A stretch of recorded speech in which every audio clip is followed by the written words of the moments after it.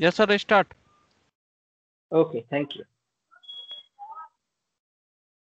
सुप्रभातं प्रियछात्राः। इदानीं NIOS स्वयंप्रभा वर्गमध्ये 47अधिक 200 विषयः यः वर्तते भारतीयदर्शनं,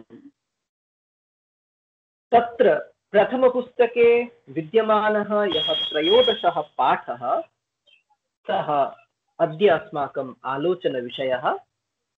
अयं रुचिकरः विषयस्तावत् योगदर्शनम्।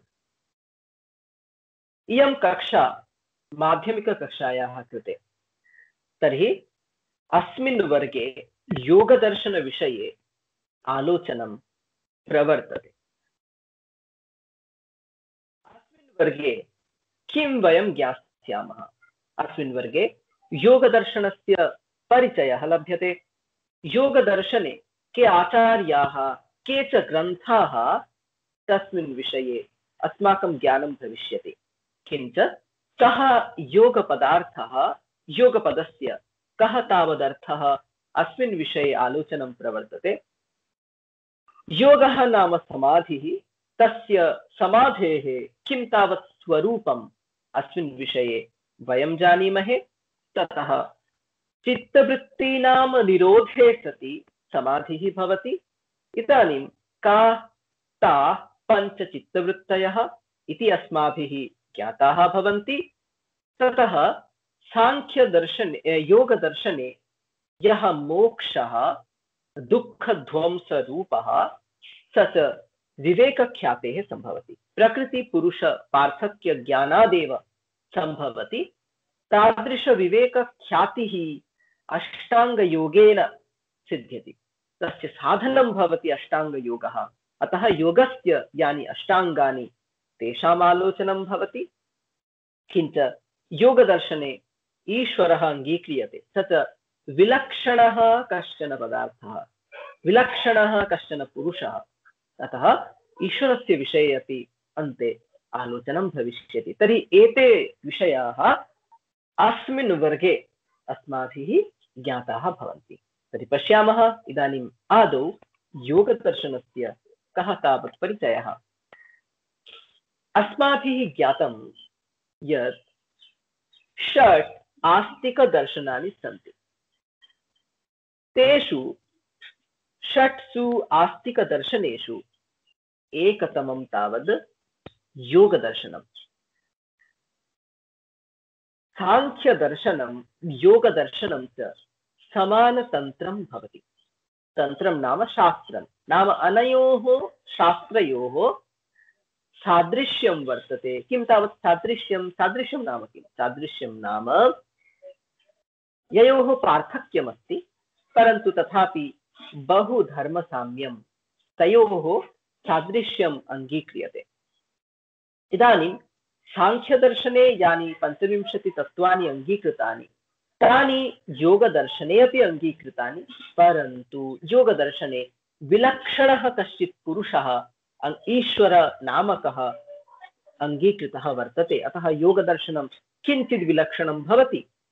किञ्च सांख्यदर्शने मोक्षोपायरूपेण श्रवणमनननिधिध्यासनानां कथनमस्ति, योगदर्शने तावत् अष्टाङ्गयोगस्य एवं पार्थक्यमपि किञ्चिदस्ति, परन्तु तद्विहाय बहूनि सादृश्यानि। तस्मादेव सांख्यदर्शनं योगदर्शनम् अनयोः समानतन्त्रत्वम्। इदानीं चार्वाकदर्शनं व्यतिरिच्य प्रायः सर्वाणि एव दर्शनानि योगदर्शनेन प्रभावितानि सन्ति। यतः तत्र योगप्रोक्तसाधनानां प्राणायाम, प्रत्याहार, ध्यानं, धारणा, समाधि इत्यादीनां साधनानाम् अनुसरणं प्रायः सर्वेषु एव दर्शनेषु दृश्यते। यतः योगदर्शनम् अनुसरन्ति इतराणि दर्शनानि, तस्मात् योगदर्शनं प्राचीनतमम् इति अङ्गीकरणीयं भवति। इदानीं साक्षात् उपनिषत्सु अपि त्रिरुन्नतं स्थाप्य समं शरीरम् इत्यादिषु किञ्च कठोपनिषदि अपि योगदर्शनस्य बहूनि चिह्नानि सुलभानि। अतः योगदर्शनं सर्वदर्शनेषु प्राचीनतमम् इति न अतिरञ्जनम्। अतः उच्यते नास्ति सांख्य समं ज्ञानं, नास्ति योग समं बलमिति। अतः एतादृशं प्राचीनं भवति योगदर्शनं, यद् योगदर्शनं प्रायः सर्वैः एव दर्शनैः अनुसृतं भवति। किञ्च इदं दर्शनं सुप्राचीनं भवति।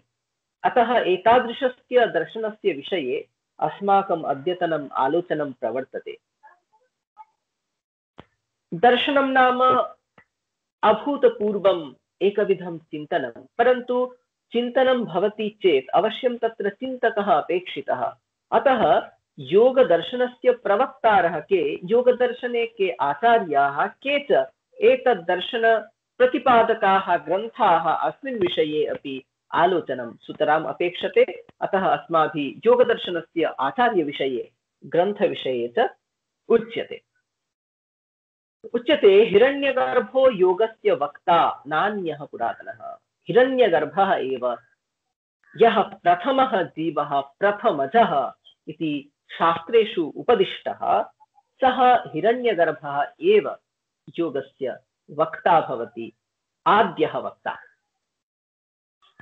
यद्यपि विविधासु उपनिषत्सु, बहुविधेषु पुराणेषु योगस्य आलोचनं लभ्यते, तथापि योगविषये यः प्रामाणिकः सूत्रग्रन्थः, यत् प्रमाणरूपेण अङ्गीक्रियते अपरैः अपि आचार्यैः, तादृशः एकः सूत्रग्रन्थः योगसूत्रनामकः इदं प्राथम्येन पतञ्जलिना विरचितः। अतः पतञ्जलिः योगसूत्रस्य प्रणेता। पतञ्जलिः योगदर्शनं सूत्रबद्धं चकार। पतञ्जलिना प्रणीतानि यानि योगसूत्राणि, तेषां भाष्यं व्यासदेवेन विरचितं। व्यासेन पातञ्जलयोगसूत्राणां भाष्यं कृतम्। व्यासभाष्यस्य उपरि वाचस्पतिमिश्रस्य सर्वतन्त्रस्वतन्त्रस्य तत्त्ववैशारदी टीका वर्तते। किञ्च तत्रैव विज्ञानभिक्षोः योगवार्तिकं प्रसिद्धं भवति।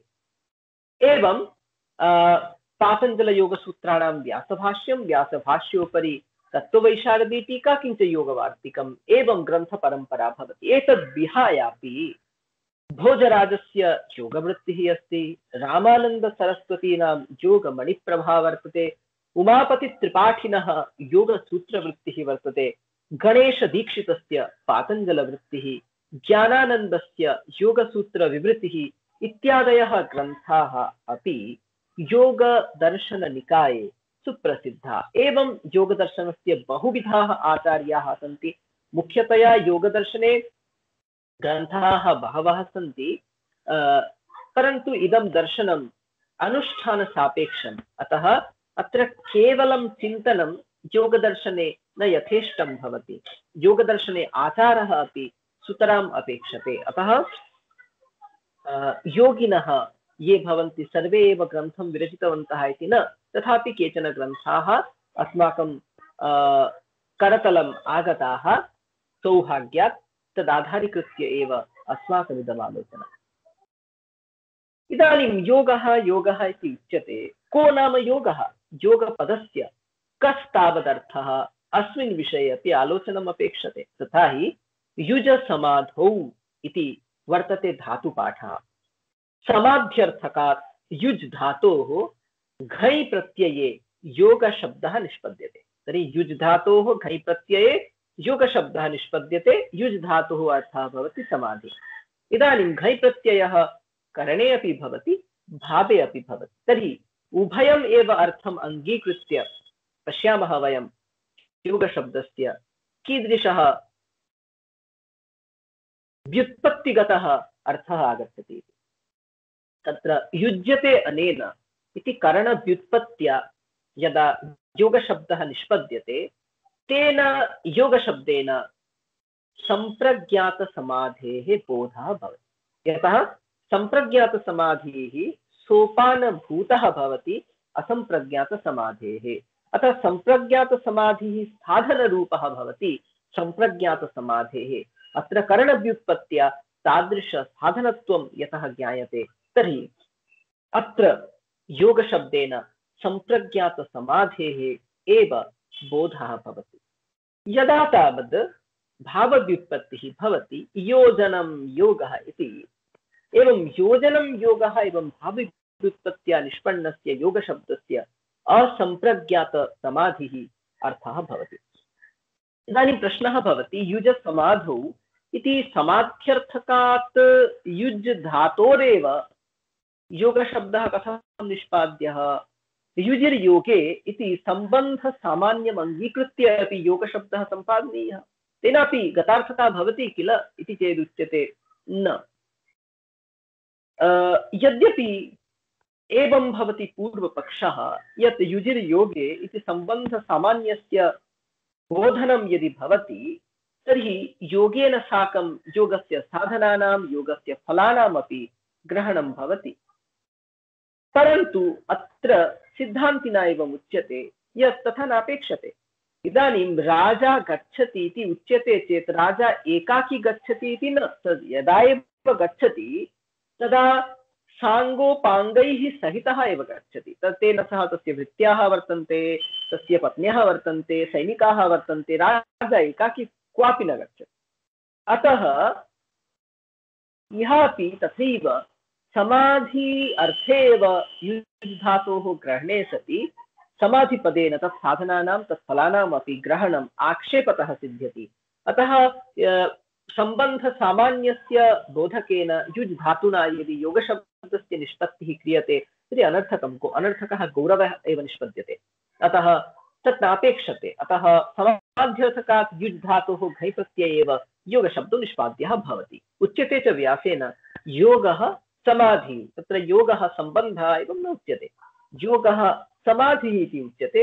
अतः साक्षात् समाध्यर्थकात् युज् धातोः एव योगशब्दः निष्पादनीयः। इदानीं योगो नाम कः? उच्यते योगः, तत्र सूत्रं भवति अथ योगानुशासनं योगः चित्तवृत्तिनिरोधः। योगः कः? योगः नाम समाधिः, सः कः नाम चित्तवृत्तिनिरोधः। चित्तवृत्तीनां निरोधः भवति योगः, चित्तवृत्तीनां नियमनं नाशः भवति योगः। काः तावत् चित्तवृत्तयः? चित्तस्य अंतःकरणस्य परिणामः भवति चित्तवृत्तिः।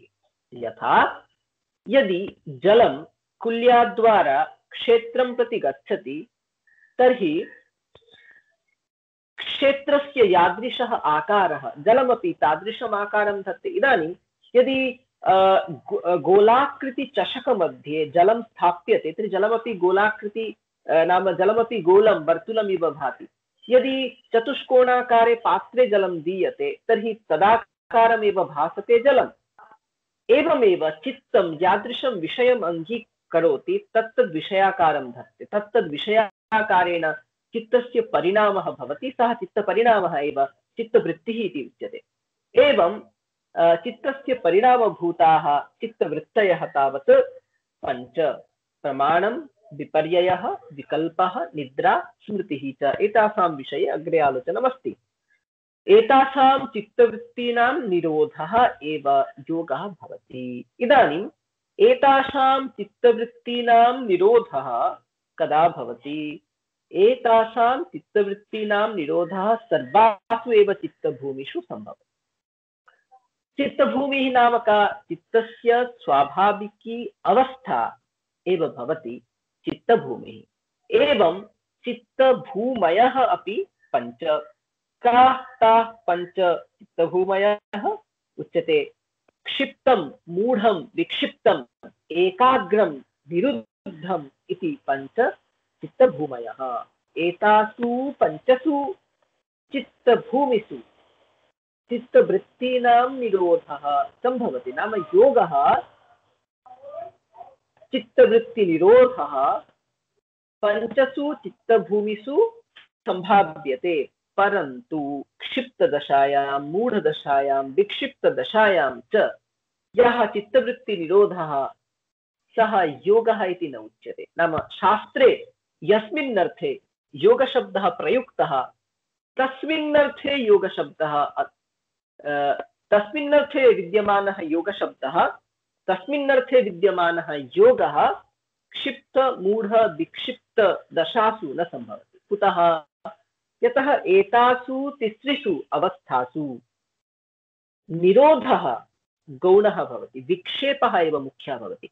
नाम अधिकाधिकतया विक्षेपः एव भवति, अधिकाधिकतया निरोधः न भवति। अतः क्षिप्तमूढ विक्षिप्ताख्य योगभूमिषु चित्तवृत्तिनिरोधः योगः इति न उच्यते, सः गौणः एव निरोधः भवति। एकाग्रभूमौ किञ्च निरुद्धभूमौ योगः सम्भवति। एकाग्रभूमौ सम्प्रज्ञातसमाधिः सम्भवति, निरुद्धभूमौ असम्प्रज्ञातसमाधिः भवति। इदानीं छात्राणां प्रश्नः स्यात् यत् चित्तभूमीनां कस्तावत् परिचयः इति। तत्र एवं द्रष्टव्यं, कदा क्षिप्तचित्तभूमिः भवति? यदा चित्तं स्थूलेषु एव विषयेषु लग्नं भवति, अतीन्द्रियविषयाणां चिन्तनार्थं सामर्थ्यं यदा न भवति, सा दशा भवति क्षिप्तदशा। ज्ञातम्? अस्यां दशायां चित्तम् अत्यन्तम् अस्थिरं भवति, परन्तु कदाचित् प्रबलहिंसावशात्, प्रबलक्रोधवशात् कदाचित् अस्यामपि अवस्थायां चित्तवृत्तिनिरोधः स्यात्। यथा महाभारते पाण्डवद्वेषवशात् अर्जुनेन यतः सः पराजितः, अपमानितः, तत्कारणात् जयद्रथस्य शिवे चित्तम् एकाग्रम् अभवत्, तस्मात् सः अस्त्रमपि लब्धवान्। ज्ञातम्? एषा भवति क्षिप्तदशा। का तावत् मूढदशा? इन्द्रियविषभोग्यविषयेषु यदा चित्तं समाहितं भवति, सा दशा भवति मूढदशा। अस्मिन्नपि समये चित्तसमाधानं कदाचित् कदाचित् भवति। एवं यथा भोग्यविषयाणां निरन्तरं चिन्तनं, निरन्तरं स्त्रीचिन्तनं कदाचित् भवति चेत् चित्तं तत्र एकाग्रं भवति, परन्तु चित्तस्य सा एकाग्रता न योगपदवाच्या। कुतः? मूढावस्थायां चित्तं सरलतया एकाग्रं न भवति, एकाग्रं भवति चेदपि बहुक्षणं यावत् न तिष्ठति। अत्रापि विक्षेपः एव मुख्यः भवति। इदानीं विक्षिप्ताख्या योगभूमिः नामका चित्तभूमिः नामका अस्यां चित्तभूमौ कदाचित् चित्तम् एकाग्रं भवति, कदाचित् एकाग्रं न भवति। साधकानां या चित्तदशा सा चित्तदशा भवति, सा चित्तभूमिः भवति विक्षिप्तचित्तभूमिः। एकम् अग्रं मुखं लक्ष्यं यस्य तत् एकाग्रम्। एकाग्रचित्तभूमौ कस्मिंश्चित् एकस्मिन्नेव विषये चित्तं समाहितं भवति, तद्विषयाकारा निरन्तरा चित्तवृत्तिः सम्भवति। एवम् एकाग्रभूमौ सम्प्रज्ञातसमाधिः भवति। सम्प्रज्ञातसमाधौ विषयस्य स्वरूपं ज्ञायते। एवम् एकाग्रभूमौ सम्प्रज्ञातसमाधिः भवति। यदा सर्वासां चित्तवृत्तीनां निरोधः भवति, सा दशा भवति, सा चित्तभूमिः भवति निरुद्धभूमिः। अस्यां निरुद्धभूमौ असम्प्रज्ञातसमाधिः सम्भवति। अतः अस्माभिः योगशब्दस्य अर्थः ज्ञातः, ततः ज्ञातं योगः नाम चित्तवृत्तीनां निरोधः। चित्तवृत्तयः पञ्च यासां निरोधः अपेक्षते। चित्तवृत्तीनां निरोधश्च पञ्चसु चित्तभूमिषु सम्भवति, परन्तु क्षिप्त मूढ विक्षिप्त दशासु विक्षेपः एव मुख्यः भवति, निरोधः तत्र गौणः। अतः अस्याम् एतासु तिसृषु अवस्थासु यः चित्तनिरोधः सः न योगपदवाच्यः, परन्तु एकाग्रदशायां निरुद्धदशायां च यः चित्तनिरोधः, चित्तवृत्तिनिरोधः सः भवति योगः। एवं चित्तभूमि आधारेण योगः द्रष्टव्यः। ततः परम् अस्माभिः द्रष्टव्यम् अयं समाधिः कति विधाः उच्यते? समाधिः द्विविधः, सम्प्रज्ञातसमाधिः असम्प्रज्ञातसमाधिश्चेति। नाम्ना एव ज्ञायते। सम्प्रज्ञायते अस्मिन् इति सम्प्रज्ञातः, नाम यस्मिन् समाधौ एकस्य विषयस्य स्वरूपं प्रकाशितं भवति, सः समाधिः भवति सम्प्रज्ञातसमाधिः। यदा च न किञ्चिदपि ज्ञायते, त्रिपुटिलयः सम्भवति, ज्ञात्री ज्ञान ज्ञेय रूपा त्रिपुटी यदा न वर्तते, सः समाधिः भवति असम्प्रज्ञात समाधि। एवं समाधि द्विविधः, सम्प्रज्ञातः असम्प्रज्ञातश्चेति। यस्यां समाधौ ध्येयस्य यथार्थस्वरूपं प्रत्यक्षीक्रियते। ध्येयः यः विषयः, यस्मिन् विषये ध्यानं भवति, तस्य यथार्थस्वरूपं यस्मिन् समाधौ प्रत्यक्षीक्रियते, सः सम्प्रज्ञातसमाधिः भवति। अस्यां समाधौ चित्तवृत्तिनिरोधः भवति, परन्तु ध्येय भिन्नचित्तवृत्तीनां निरोधः भवति। इदानीं यदि कृष्णविषये मम सम्प्रज्ञातसमाधिः अपेक्ष्यते, तर्हि कृष्णविषये एव चित्तवृत्तिः भवति, तद् इतरविषयेषु चित्तवृत्तिः न भवति। एवं इतरचित्तवृत्तिभिः अनालोडितः यदा भवति ध्येयविषयिणी चित्तवृत्तिः, तदा एव सम्प्रज्ञातसमाधिः भवति। तर्हि सम्प्रज्ञातसमाधौ ध्येयाकारा चित्तवृत्तिः भवति। अस्यां समाधौ ज्ञातृज्ञानज्ञेयरूपा त्रिपुटी तिष्ठति। परन्तु समाधिशीलचित्तवृत्तिनिरोधः, अत्र चित्तवृत्तिनिरोधः न भवति। अतः कथं सम्प्रज्ञातसमाधि समाधिपदवाच्यः इति प्रश्नः भवति। परन्तु अत्र द्रष्टव्यं, यदा योगः चित्तवृत्तिनिरोधः इति उच्यते, नैव कदाचिदुच्यते योगः सर्वचित्तवृत्तिनिरोधः। यतः सर्वपदस्य ग्रहणं तत्र न कृतम्, अनेनैव सम्प्रज्ञातसमाधेः अपि तत्र अन्तर्भावः इष्टः इति ज्ञातुं शक्यते। अतः सम्प्रज्ञातसमाधिः अपि समाधिपदवाच्यः। अयं सम्प्रज्ञातसमाधिः भवति चतुर्विधः: वितर्कानुगतः, विचारानुगतः, आनन्दानुगतः, अस्मितानुगतश्चेति। इदानीं समाधौ कः विषयः, कं विषयं आधारीकृत्य समाधिः भवति, तदाधारेण एवं चत्वारः भेदाः कल्पिताः। कथं? तथा हि इन्द्रियग्राह्येषु स्थूलविषयेषु यदि वृत्तिधारा भवति, यदि सम्प्रज्ञातसमाधिः भवति, तर्हि सः सम्प्रज्ञातसमाधिः सवितर्कः समाधिः अथवा वितर्कानुगतः समाधिः इत्युच्यते। यतः स्थूलविषयेषु अत्र समाधिः भवति। इदानीं विचारद्वारा स्थूलस्य कारणभूताः ये सूक्ष्मविषयाः, तेषु सूक्ष्मविषयेषु यदा चित्तवृत्तिधारा भवति, तदा विचारानुगतः अथवा सविचारः समाधिः प्रवर्तते। एवं यतः विचारद्वारा स्थूलात् सूक्ष्मविषयं प्रति गमनम् अत्र भवति, अतः अस्य विचारानुगतः इति नाम। यदा तावत् इन्द्रियविषयकचित्तवृत्तिः भवति, तदा आनन्दानुगतः अथवा सानन्दः समाधिः भवति। एवं इन्द्रियाणि सूक्ष्मविषयेभ्यः अपि सूक्ष्माणि भवन्ति, अतः विचारानुगतेभ्यः आनन्दानुगतस्य पार्थक्यं क्रियते। ततः ग्रहीता सर्वेभ्यः अपि सूक्ष्मः भवति अस्मिता।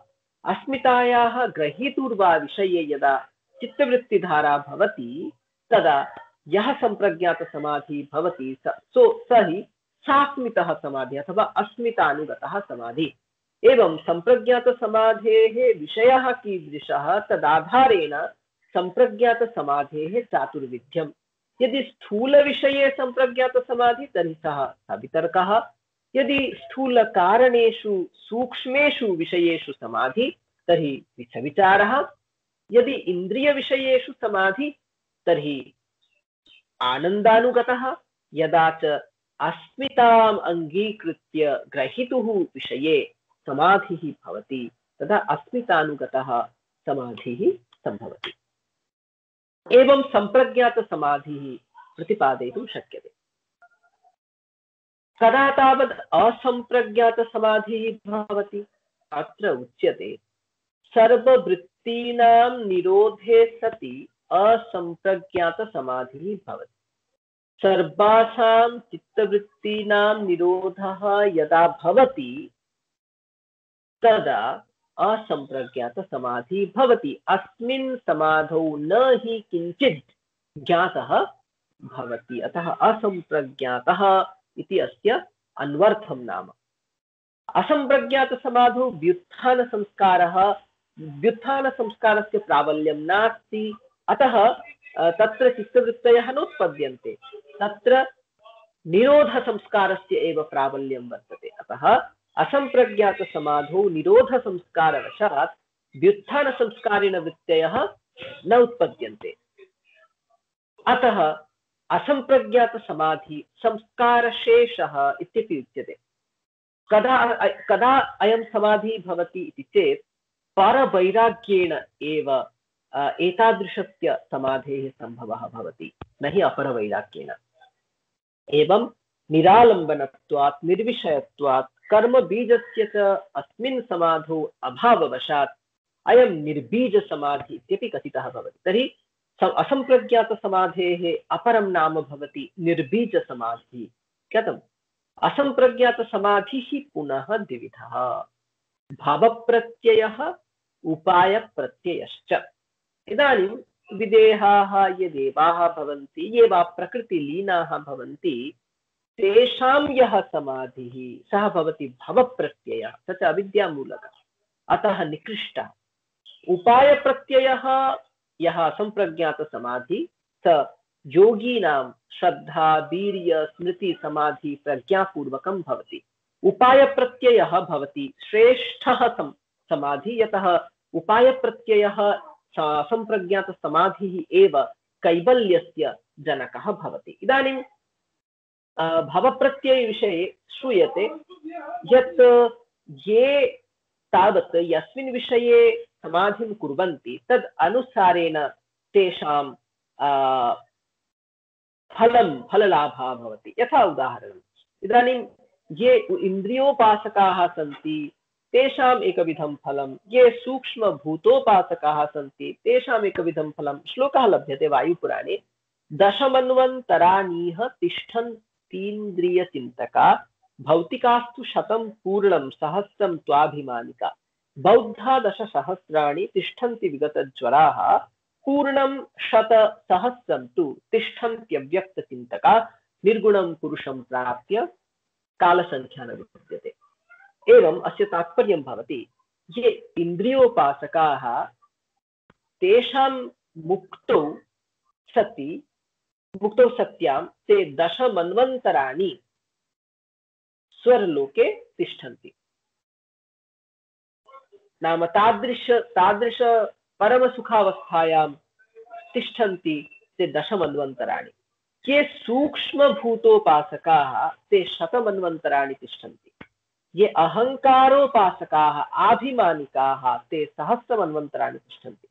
ये बुद्धि उपासकाः ते दशसहस्रमन्वन्तराणि तत्र तिष्ठन्ति। ये प्रकृति उपासकाः ते लक्षमन्वन्तराणि तादृश अवस्थायां तिष्ठन्ति। परन्तु यदा निर्गुणपुरुषस्य प्राप्तिः भवति तदा कर्मशेषस्य अभावात् न तेषां परमानन्दविच्छेदः, सदैव ते परमानन्दस्वरूपाः भवन्ति। इदानीम् उपायप्रत्ययः असम्प्रज्ञातसमाधिः सः श्रेष्ठः भवति। तदा पुरुष नाम निर्गुणपुरुषलाभादनन्तरमेव नाम अस्मिन् उपायप्रत्ययसमाधौ एव निर्गुणपुरुषबोधः जायते। अतः अयमेव कैवल्यजनकः भवति। एवं सम्प्रज्ञातसमाधेः ज्ञानादनन्तरम् असम्प्रज्ञातसमाधेश्च स्वरूपफलादि ज्ञानादनन्तरं चित्तवृत्तिविषये अस्माकम् आलोचनम् आगच्छति। इदानीम् अस्माभिः ज्ञातं यत् चित्तवृत्तीनां निरोधे सत्येव समाधिः भवति। तर्हि का तावत् चित्तवृत्तयः अस्मिन् विषये अस्माकं ज्ञानम् अपेक्षते। यदि चित्तवृत्तीनां ज्ञानं न स्यात् तर्हि कासां निवारणं करणीयमिति अस्माभिः न ज्ञायेत। इदानीम् अस्माभिः उच्यते सर्पात् दूरं तिष्ठ, सर्पसमीपे मा गच्छ। परन्तु यदि मया सर्पः इति कः पदार्थः इत्येव यदि न ज्ञायते तर्हि तस्य परिहारः कथं करणीयः स्यात्। हानोपादानाय ज्ञानम् अपेक्षते। तर्हि चित्तवृत्तीनां निरोधः यदि कर्तव्यः तर्हि चित्तवृत्तीनां ज्ञानमपि अपेक्षते। अतः उच्यते चित्तवृत्तयः तावत् चित्तस्य परिणामविशेषाः। उच्यते वृत्तयः पञ्चतयः क्लिष्टा क्लिष्टाः। एताः पुनः पञ्च याः चित्तवृत्तयः प्रमाणं विपर्ययः विकल्पः निद्राः स्मृतिः इति पञ्चः याः चित्तवृत्तयः क्लिष्टाः अपि भवन्ति अक्लिष्टाः अपि भवन्ति। यदा एताः चित्तवृत्तयः मोक्षसहायिकाः भवन्ति, मोक्षे सहायतां कुर्वन्ति, तदा एताः चित्तवृत्तयः अक्लिष्टाः। यदा च एताः चित्तवृत्तयः मोक्षविरोधमेव जनयन्ति, मोक्षस्य प्रतिकूलतामेव जनयन्ति, तदा एताः चित्तवृत्तयः क्लिष्टाः इति उच्यन्ते। एवं चित्तवृत्तीनाम् एव फलदृष्ट्या क्लिष्टत्वम् अक्लिष्टत्वं च सम्भवति। तर्हि अस्माभिः ज्ञायते पञ्च चित्तवृत्तयः सन्ति। एतासां चित्तवृत्तीनां किं तावत् स्वरूपम् इत्यपि अस्माभिः इदानीम् आलोच्यते। अस्माभिः इतरशास्त्रपाठात् अस्माभिः ज्ञातं वर्तते यत् प्रमायाः करणं भवति प्रमाणम्। प्रमा नाम यथार्थज्ञानं, प्रमायाः करणं, प्रमा नाम यथार्थज्ञानं, प्रमायाः करणं भवति प्रमाणं ज्ञातम्। करणं च विशिष्टं कारणं भवति करणम्। तर्हि अस्माभिः इदानीं ज्ञेयं का नाम प्रमा, ततः ज्ञातुं शक्यते प्रमायाः करणं किम्। उच्यते पुरुषप्रतिबिम्बसहिता असन्दिग्ध अविपरीत अनधिगत विषया चित्तवृत्तिः भवति प्रमा। तत्त्वकौमुद्यामुच्यते पौरुषेयः बोधः प्रमा। बोधः कीदृशः? पौरुषेयः, पुरुषसम्बन्धी यः बोधः, तादृशः बोधः भवति प्रमा। तदेव आधारीकृत्य उच्यते चित्तवृत्तिः पुरुषप्रतिबिम्बसहिता चित्तवृत्तिः। यस्यां चित्तवृत्तौ पुरुषप्रतिबिम्बमस्ति तादृशचित्तवृत्तिः। किञ्च कस्मिन् विषये चित्तवृत्ति? असन्दिग्धविषये। यथा स्थाणुर्वा पुरुषो वा, अत्र सन्देहः वर्तते, पुरतः दृश्यमानः पदार्थः शुष्कः स्थाणुः वा अथवा चेतनः पुरुषः इति संशयः भवति। तादृशः विषयः प्रमाविषयः न भवति। किञ्च अविपरीत, शुक्तौ रजतस्य यदा ज्ञानं भवति इदं विपरीतविषयकं ज्ञानम्। सुगत्या शुक्तिः तत्र वर्तते, रजतं तत्र न वर्तते, तथापि तस्य तत्र रजतज्ञानं जायते। अतः तत्र अविपरीतविषये तत्र ज्ञानं न जायते, विपरीतविषये एव ज्ञानं जायते। शुक्तिविषये ज्ञानं न जायते, रजतविषये ज्ञानं जायते। किञ्च यः विषयः पूर्वं ज्ञातः वर्तते सः अधिगतः विषयः, तस्मिन् विषये प्रमा न भवति।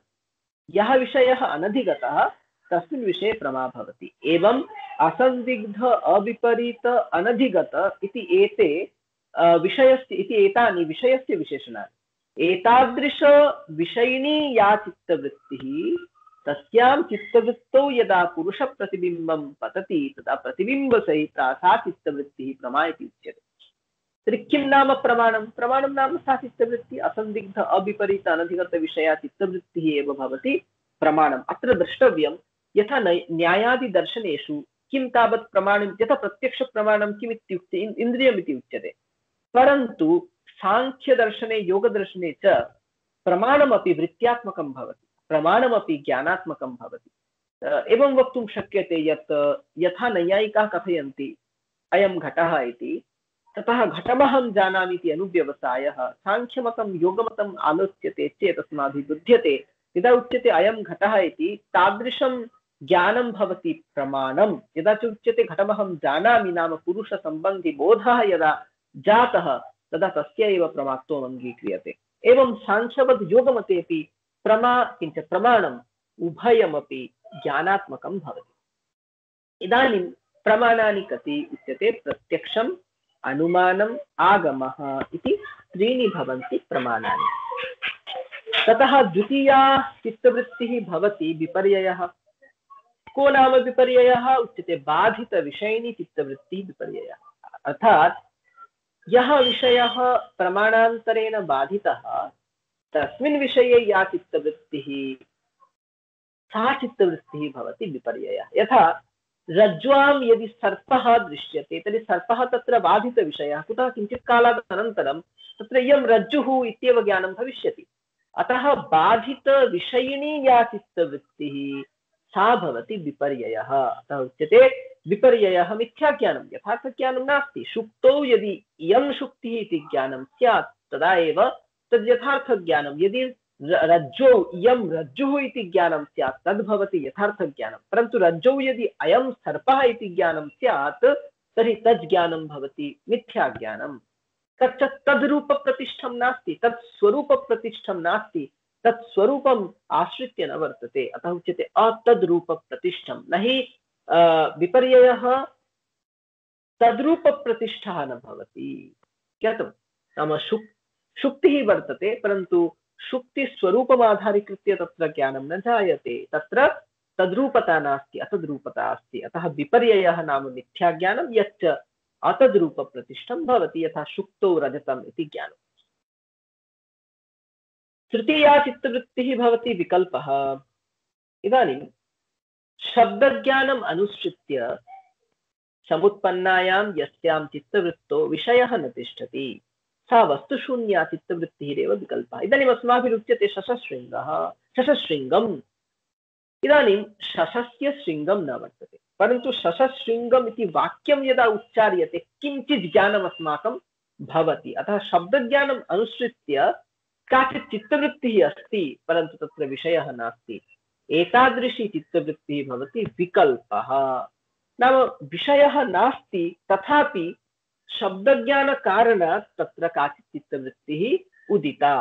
अतः सूत्रकं शब्दज्ञानानुपाति वस्तुशून्यो विकल्पः। शब्दज्ञानात् जायमाना एषा चित्तवृत्तिः परन्तु अत्र वस्तु नास्ति, अतः वस्तुशून्या एषा चित्तवृत्तिः विकल्पः इति कथ्यते। अतः तृतीया चतुर्थी चित्तवृत्तिः भवति निद्रा। तत्र जाग्रद्दशायाम् अपि बाह्यविषयाणां ग्रहणं भवति, स्वप्नदशायाम् आन्तरविषयाणां ग्रहणं भवति, परन्तु यदा गभीरनिद्रायां गच्छति, सुषुप्तौ गच्छति, तदा न हि बाह्यविषयाणां न वा आन्तरविषयाणां ग्रहणं भवति, तदा अभावस्य एव ग्रहणं भवति। एवं यतः सुप्तोत्थितः कथयति सुखम् अहम् अस्वाप्तं न किञ्चित् अवेदिशं, नाम तत्र ज्ञानस्य विषयः कश्चिदपि नासीत्। अतः अभावप्रत्ययस्य अभावप्रत्ययम् आश्रित्य या वृत्ति सा वृत्तिः भवति निद्रा। ततः अन्तिमा वृत्तिः भवति स्मृतिः। प्रमाणकारणात् विपर्ययकारणात् कश्चित् पदार्थः अधिगतः भवति, तत् पदार्थविषये संस्कार उद्बोधकारणात् यदा तद्विषयस्य पुनः ज्ञानं भवति तद् ज्ञानं भवति स्मृतिः। पुनः यदा चित्तवृत्तिः सम्भवति सा चित्तवृत्तिः उच्यते स्मृतिः। यथा मया ग्रन्थागारे पुस्तकं दृष्टं। मया कुत्र पुस्तकं दृष्टं? ग्रन्थागारे पुस्तकं दृष्टं प्रमाणद्वारा। इदानीं मया गृहमागतम्। इदानीं गृहे पूर्वदृष्टस्य पुस्तकस्य स्मरणं भवति। नाम पुस्तकं मया पूर्वं दृष्टं वर्तते, पूर्वं मया अधिगतं वर्तते, इदानीम् अनुभूतस्य तस्य विषयस्य एव ग्रहणं भवति, अनुभूतस्य तस्य विषयस्य एव स्मरणं प्रवर्तते। एवम् अनुभूतविषयिणी या चित्तवृत्ति सा भवति स्मृतिः। एवं पञ्चचित्तवृत्तयः भवन्ति। अभ्यासेन वैराग्येन च एतासां चित्तवृत्तीनां निरोधः भवति। अतः उच्यते अभ्यास वैराग्याभ्यां तन्निरोधः। गीतासु अपि उच्यते असंशयं महाबाहो मनो दुर्निग्रहं चलं। मनः दुर्निग्रहं, मनः अत्यन्तं चञ्चलं, परन्तु अभ्यासेन तु कौन्तेय वैराग्येन च गृह्यते। परन्तु चित्तवृत्तीनां निरोधः अभ्यासद्वारा, निरन्तर अभ्यासद्वारा, किञ्च वैराग्यद्वारा सम्भवति। अस्माभिः उक्तं यत् प्रकृतिपुरुषयोः विवेकख्यातिः एव मोक्षस्य कारणं भवति।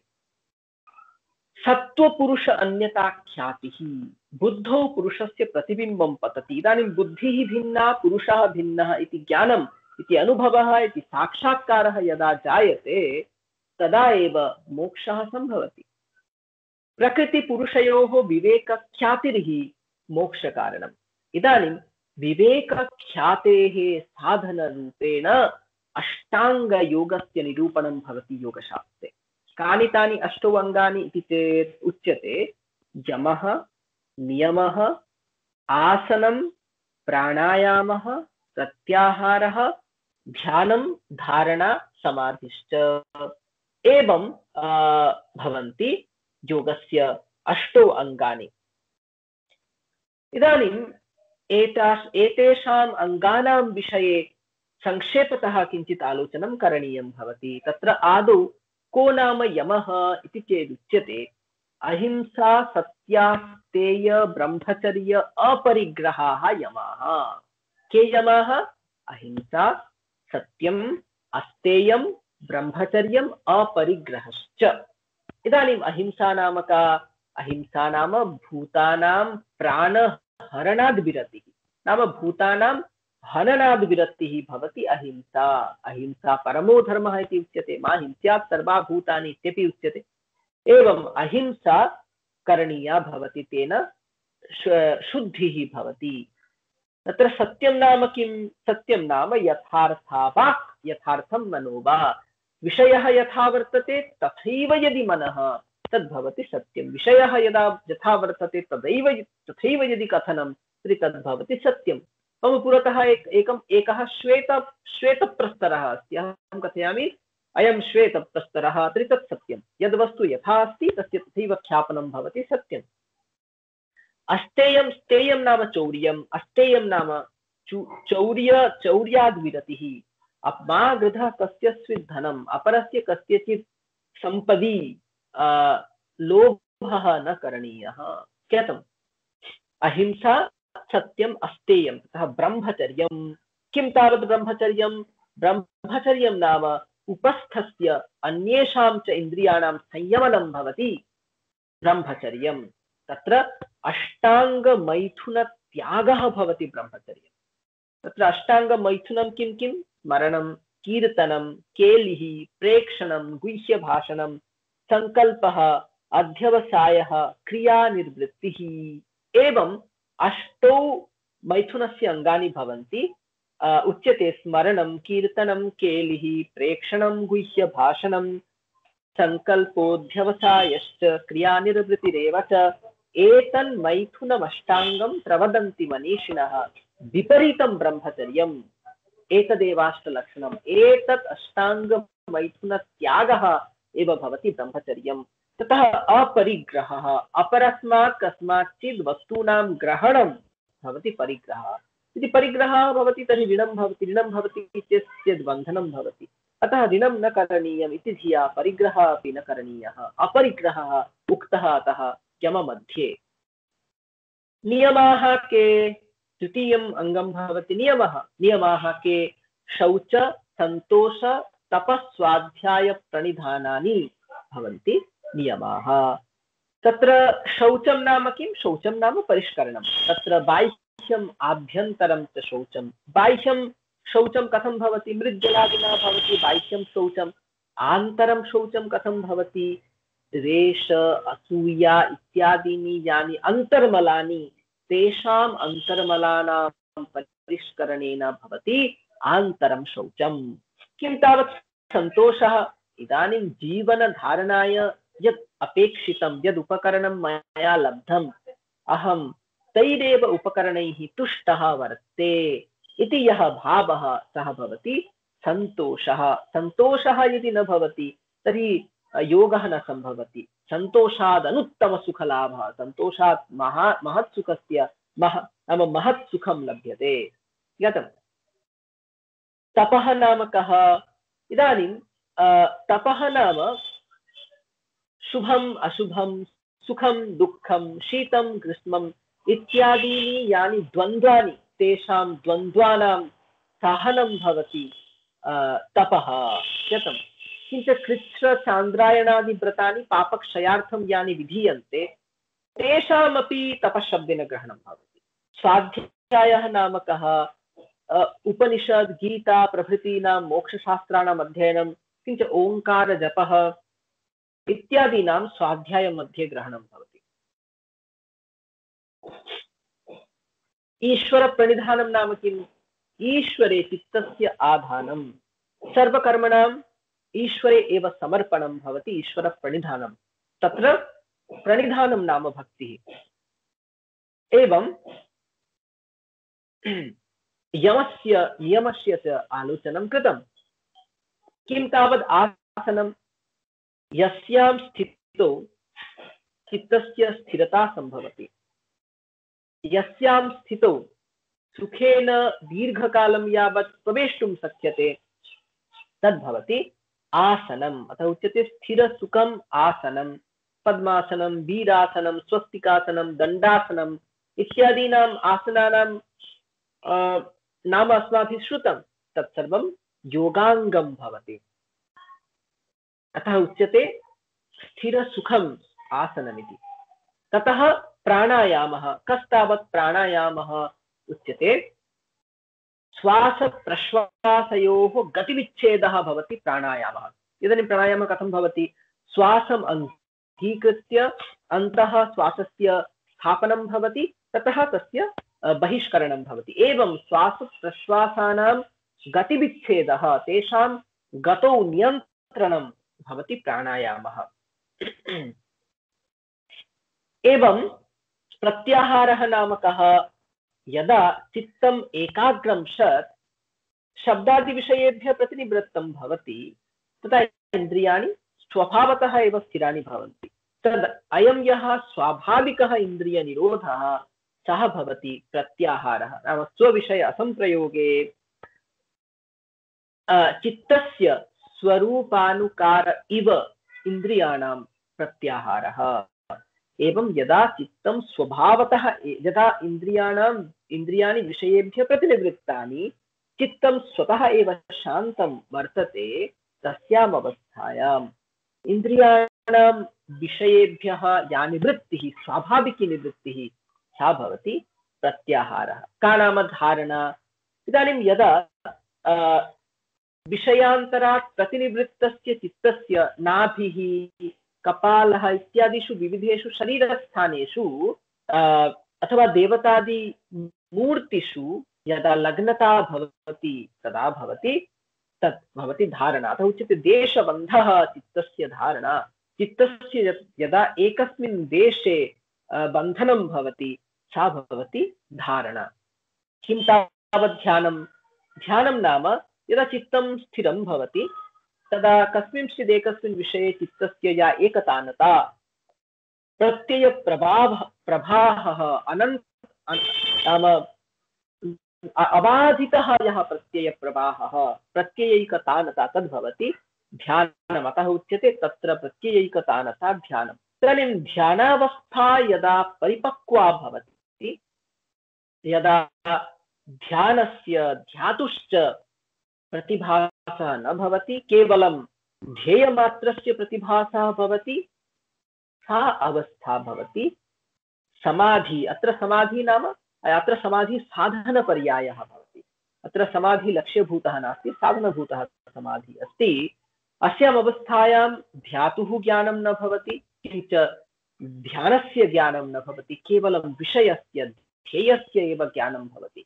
अतः उच्यते तदेव अर्थमात्र निर्भासं, यत्र अर्थस्य एव केवलं प्रकाशः अस्ति, इतरेषां विषयाणां प्रकाशः नास्ति, सा दशा भवति समाधिः। एवं तदेवार्थमात्र निर्भासं स्वरूप शून्यम् इव समाधिः इति उच्यते। एवं अष्टांग योगः अंगीकृतः योगशास्त्रे। अस्माभिः द्रष्टव्यं बौद्धशास्त्रेषु अपि अष्टांग योगः उच्यते। एतानि एव अष्टो अंगानि तत्र अंगीकृतानि। किंच वेदान्तशास्त्रेषु अपि अष्टांग योगः उक्तः। वेदान्तसारे अन्ते अष्टांग योगस्य विस्तृतं विवरणं लभ्यते। अतः यथा समाधिः द्विविधः भवति, संप्रज्ञात समाधि, असंप्रज्ञात समाधि, परन्तु एतेषां समाधीनाम् आचरणं नैव सम्भवं यदि अष्टाङ्गयोगस्य आचरणं न कृतं स्यात्। अतः अष्टाङ्गयोगविषये अस्माभिः सामान्यतः प्रतिपादितम्। इदानीम् एकस्मिन् विषये आलोचनं सुतराम् अपेक्षते। यद्विषये आलोचनं न भवति चेत् योगदर्शनस्य आलोचनं समाप्तिं न एति, तद्भवति ईश्वरः। इदानीम् इतर दर्शनेषु ईश्वरः कथं प्रतिपादितः वर्तते? तत्र उच्यते ईश्वरः सृष्टिस्थितिप्रलयकर्ता।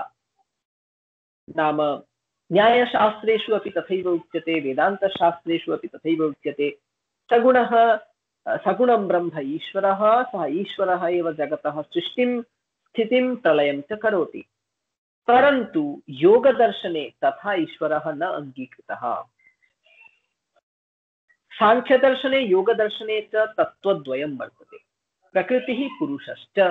तत्र प्रकृतिः नाम जडतत्त्वं, पुरुषः नाम चेतनतत्त्वं भवति। इदानीं पुरुषाः पुनः द्विविधाः, बद्धाः मुक्ताश्च। ये प्रकृत्या सह अभेदम् अनुभवन्ति, सुखं दुःखं च अनुभवन्ति, ते बद्धाः। ये च येषां प्रकृतिपुरुषविवेकज्ञानात् स्वरूपावस्था भवति, स्वरूपे प्रतिष्ठा भवति, ते मुक्ताः भवन्ति। ईश्वरः नित्यमुक्तः भवति, ईश्वरः मुक्तपुरुषः भवति।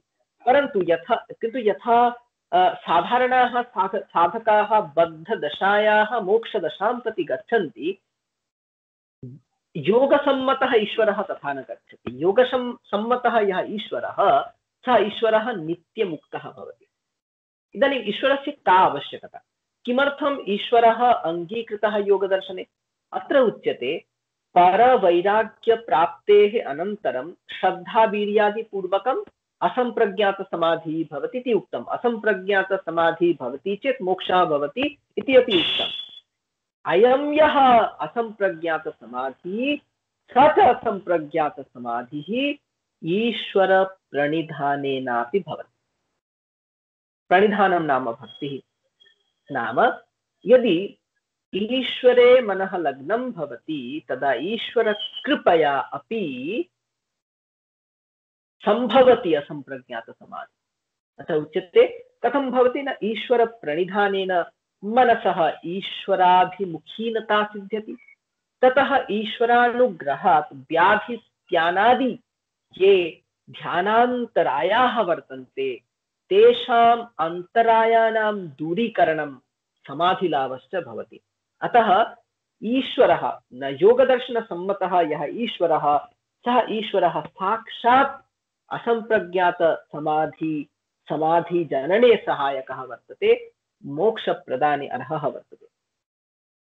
परन्तु अयम् ईश्वरः किं सृष्टिस्थितिलयकर्ता? न, अयम् ईश्वरः सृष्टिस्थितिलयकर्ता नास्ति। अयं केवलं पुरुषविशेषः। अपरे अपि पुरुषाः वर्तन्ते, अयं पुरुषः तेभ्यः विशिष्टः। को विशेषः? साधारणाः ये पुरुषाः ते क्लेश कर्म विपाक आशयैः युक्ताः वर्तन्ते। परन्तु यः ईश्वरः, तस्मिन् ईश्वरे अविद्या अस्मिता रागद्वेषाभिनिवेशाः ये पञ्चक्लेशाः वर्तन्ते, ते पञ्चक्लेशाः इतरपुरुषेषु सन्ति, परन्तु ईश्वरे न सन्ति। तस्मादेव ईश्वरः पुरुषविशेषः। किंच धर्माधर्मादिरूपाणि यानि कर्माणि सन्ति, यानि कर्माणि फलं जनयन्ति, तानि कर्माणि ईश्वरे न संभवन्ति। इतरे ये पुरुषाः सन्ति तेषु धर्माधर्मादिरूपाणि कर्माणि सन्ति, परन्तु ईश्वरे तानि कर्माणि न सन्ति। तस्माद् ईश्वरः पुरुषविशेष। इदानीं कर्माणि सन्ति चेत् कर्मणां विपाकः, कर्मणां फलमपि स्यात्, जन्म मृत्युः आयुः भोगादयः। यतः ईश्वरस्य कर्माणि एव न सन्ति, अतः ईश्वरस्य कर्मफलभोगः अपि नास्ति। अतः अयं